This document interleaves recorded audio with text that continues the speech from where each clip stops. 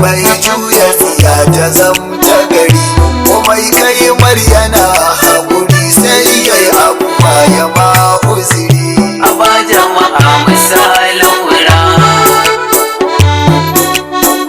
ma'abocin sun ku yayi an gani nuril anwaru hujjatuna sarkin da ya zo ya kai safan tilas aka bi shi ko ta ina masoyin al'umma ɗaya ne daure ka jira ni zan bayyana muhammadu ne rasulallah bara in kira shi maljahuna a ba jama'a misalin wura